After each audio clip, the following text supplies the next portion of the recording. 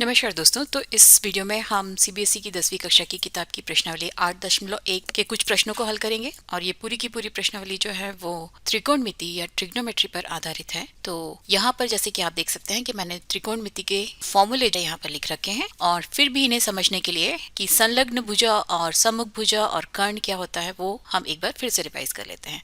तो ये सारे के सारे जो ट्रिग्नोमेट्रिक रेशो या त्रिकोणमितीय अनुपात हैं वो समकोण त्रिभुज पर लागू होते हैं। तो वो त्रिभुज जिसका एक कोण समकोण होता है उसे समकोण त्रिभुज कहते हैं। तो इसमें जो सबसे बड़ी भुजा होती है मतलब 90 डिग्री कोण के सामने वाली जो भुजा होती है उसे हम कर्ण कहते हैं। कोण के सामने वाली जो भुजा होती है उसे हम कोण ए की सम्मुख भुजा कहते हैं और कोण ए से जो लगी हुई भुजा होती है जो 90 डिग्री बनाती है उसे हम कोण ए की संलग्न भुजा कहते हैं। तो कर्ण तो हमने अलग कर दिया, उसके बाद जो दूसरी भुजा जो उस कोण को बनाती है वो कोण की संलग्न भुजा होती है। और जब हम इस कोण की बात कर रहे होते हैं तो उसके सामने वाली भुजा, ये वाली भुजा जो है वो कोण की सम्मुख भुजा हो जाएगी और ये भुजा जो है वो कोण की संलग्न भुजा हो जाएगी। तो पहले प्रश्न में हमें दिया है कि त्रिभुज एबीसी जिसका कोण बी समकोण है। तो यहाँ पर हमने एक त्रिभुज बना दिया है एबीसी, इसका कोण बी समकोण है। AB जो है वो 24 सेंटीमीटर के बराबर है, BC जो है वो 7 सेंटीमीटर के बराबर है और हमें साइन A और कॉस A, साइन C और कॉस C की वैल्यूज निकालनी है। तो साइन A होता है कोण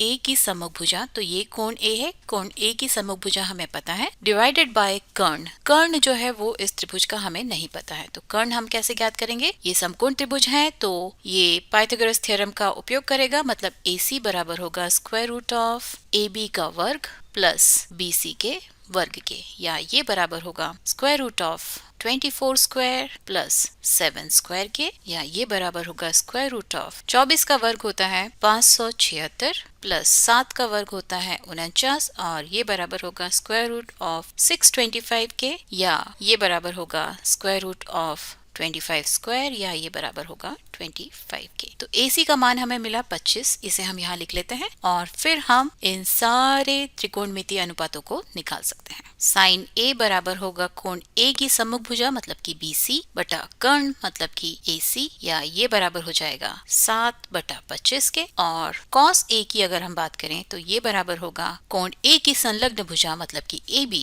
बटा कर्ण मतलब कि AC, या ये बराबर हो जाएगा 24/25 के। और जब हम साइन C की बात करते हैं तो कोण C की सामने वाली भुजा या सम्मुख भुजा है AB बटा कर्ण, कर्ण जो है वो AC ही है तो ये भी बराबर होगा 24/25 के। और जब हम कॉस C की बात करते हैं तो ये बराबर होगा कोण C की संलग्न भुजा जो कि है PC बटा कर्ण जो कि है AC, या ये बराबर होगा 7/25 के। तो यहाँ आप एक चीज नोटिस कर सकते हैं, किसी भी समकोण त्रिभुज में उसके पहले न्यून कोण का साइन जो है वो दूसरे न्यून कोण के कॉस के बराबर है और दूसरे न्यून कोण का साइन जो है वो पहले न्यून कोण के कॉस के बराबर है। तो हम आगे चल के पढ़ते हैं कि साइन 90 माइनस थीटा बराबर होता है कॉस थीटा के और कॉस 90 माइनस थीटा बराबर होता है साइन थीटा के। इसे आप यहीं पर देख सकते हैं। ये दो चीजें हैं जो आप 10वीं कक्षा में सीखते हैं लेकिन ये बाद में जाके बहुत काम आती हैं, 11th 12th में और फिर कॉम्पिटिटिव एग्जाम्स में बहुत काम आती हैं। तो आप इसे यहाँ पर अभी ही देख सकते हैं कि ऐसा होता है। और चलिए अभी हम दूसरे प्रश्न की तरफ चलते हैं। अगले प्रश्न में हमें कहा है कि दी हुई आकृति में tan P minus cot R का मान ज्ञात कीजिए। tan A होता है कोण की सम्मुख भुजा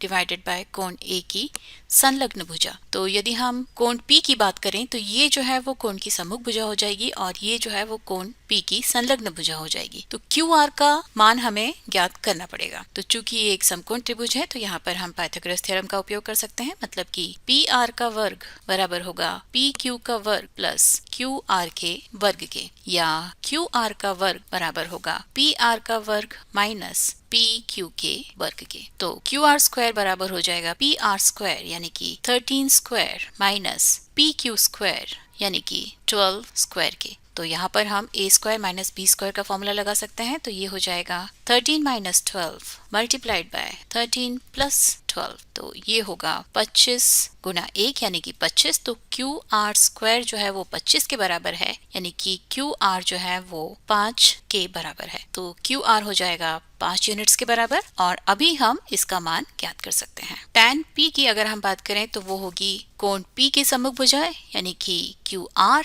बटा कोण P की संलग्न भुजा यानी कि पी क्यू, और ये बराबर होगा 5/12 के। और यदि हम कॉट आर की बात करते हैं तो यानी कि हम इस कोण की बात कर रहे हैं, और कॉट आर बराबर होगा कोण आर की संलग्न भुजा यानी कि क्यू आर बटा कोण आर की सम्मुख भुजा, कोण आर की सम्मुख भुजा है पी क्यू। तो ये भी बराबर होगा 5/12 के। तो tan P minus cot R बराबर होगा 5/12 माइनस 5/12 या 0 के। तो ये प्रश्न जो है वास्तव में एक ओरल प्रश्न है, क्योंकि आर जो है वो 90 माइनस पी के बराबर है। तो tan 90 माइनस थीटा जो है वो बराबर होता है कॉट थीटा के। इसका यहीं पर उपयोग करके हम सीधे सीधे इसे हल कर सकते थे, लेकिन इस प्रश्नावली में आपको भुजाओं के मान ज्ञात करके और इन अनुपातों को ज्ञात करके फिर प्रश्नों को हल करना है, इसलिए हम इस तरीके से हल कर रहे हैं। अभी हम तीसरे प्रश्न की तरफ चलते हैं, और तीसरे प्रश्न में हमें कहा है कि यदि साइन a बराबर है 3/4 के, यानी कि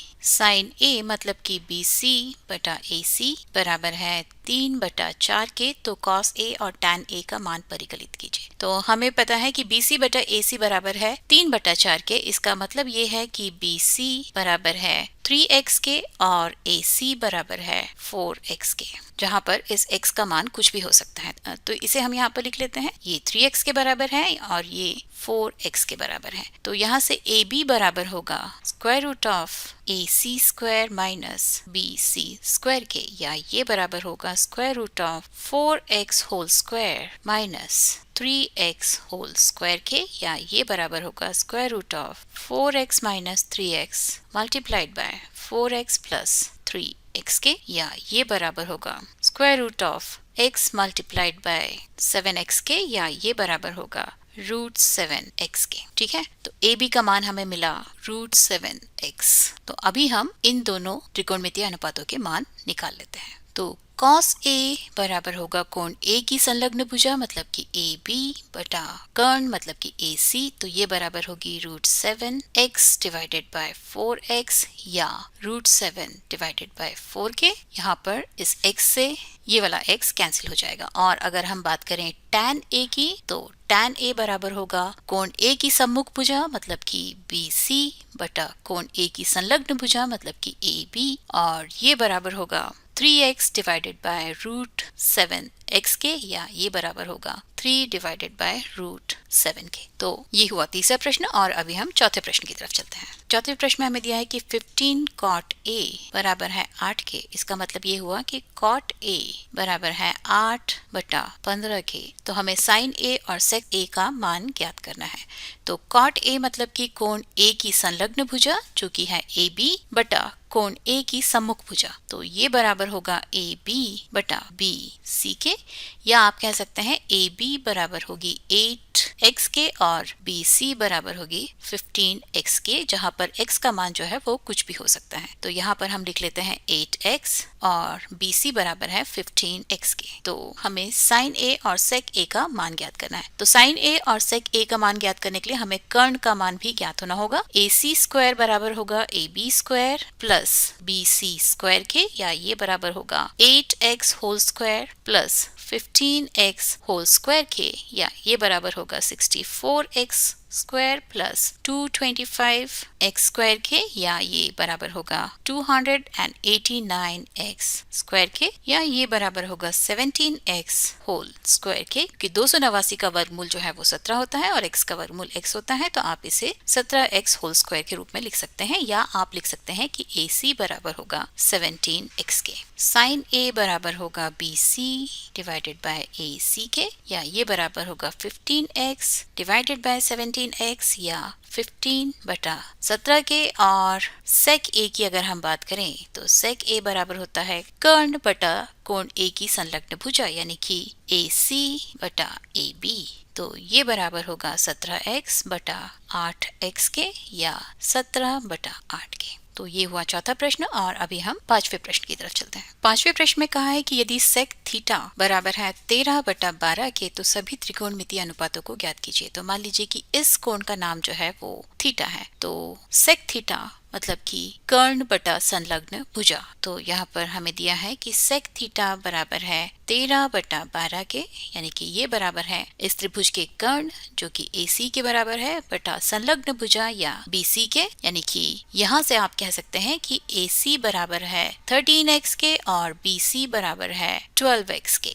तो ये 12x है, ये 13x है। तो हमें सभी त्रिकोणमितीय अनुपातों के मान ज्ञात करने हैं। तो हमें इस कोण थीटा के सम्मुख भुजा का मान सबसे पहले ज्ञात करना होगा। तो AB का वर्ग बराबर होगा कर्ण का वर्ग माइनस BC का वर्ग, या ये बराबर होगा 13x whole square minus 12x whole square के, या ये बराबर होगा a² माइनस b² का फॉर्मूला यूज कर लेंगे। तो ये होगा a माइनस b मतलब कि 13x माइनस 12x गुणा 13x प्लस 12x, या ये बराबर होगा 25x स्क्वायर के। यहाँ से आपको x मिलेगा और यहाँ से आपको 25x मिलेगा। ab स्क्वायर बराबर है 25x स्क्वायर के, यानी कि ab बराबर है 5x के। तो हम यहाँ पर 5x लिखते हैं और उसके बाद हम सारे के सारे त्रिकोणमितीय अनुपातों को निकाल सकते हैं। साइन थीटा बराबर होगा थीटा की सम्मुख भुजा यानी कि AB बटा AC के, या ये बराबर होगा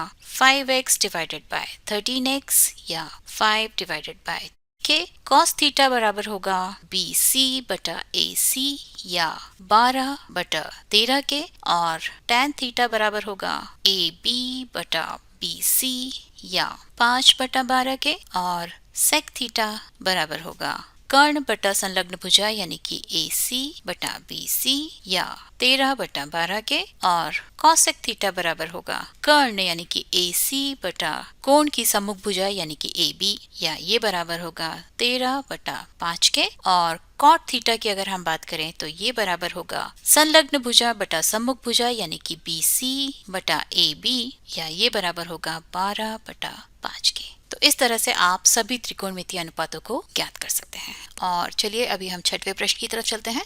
और प्रश्न क्रमांक 6 में हमें कहा है कि यदि कोण A और कोण B न्यून कोण है, तो हमने एक त्रिभुज ले लिया है जिसके कोण A और कोण B न्यून कोण है और कोण C इसका जो है वो एक समकोण है। यहाँ पर cos A और cos B बराबर है, तो दिखाइए कि कोण A बराबर है कोण B के। cos A की अगर हम बात करें तो ये बराबर है कोण A की संलग्न भुजा यानी कि AC बटा कर्ण यानी कि AB के, और cos B की अगर हम बात करें तो ये बराबर है कोण B की संलग्न भुजा यानी कि BC बटा कर्ण या AB के। इन्होंने कहा है कि ये दोनों बराबर हैं, यानी कि AC बटा AB बराबर है BC बटा AB के, और यहाँ पर चूंकि दोनों ही तरफ डिनोमिनेटर जो है वो बराबर है यानी कि इनके न्यूमरेटर भी बराबर है, या आप कह सकते हैं कि AC बराबर है BC के। अगर AC और BC आपस में बराबर हैं तो ये त्रिभुज ABC एक समद्विबाहु त्रिभुज हो जाता है जिसकी दो भुजाएं AC और BC आपस में बराबर हैं। और अगर AC और BC आपस में बराबर हैं तो इनके सम्मुख कोण या सामने वाले कोण जो हैं वो भी आपस में बराबर होंगे, यानी कि कोण CAB बराबर होगा कोण CBA के, या कोण A बराबर होगा कोण B के। और यही जो है वो हमें यहाँ पर प्रूव करना था, यानी कि अगर दो कोणों का कॉस बराबर है तो वो दोनों कोण आपस में बराबर होंगे, और अगर वो दोनों कोण एक ही त्रिभुज में हैं तो उन दोनों कोणों के सामने वाली भुजाएं भी जो हैं वो भी बराबर होंगी। तो इस वीडियो के लिए सिर्फ इतना ही, और अगले वीडियो में हम इस प्रश्नावली के कुछ और प्रश्नों को हल करेंगे।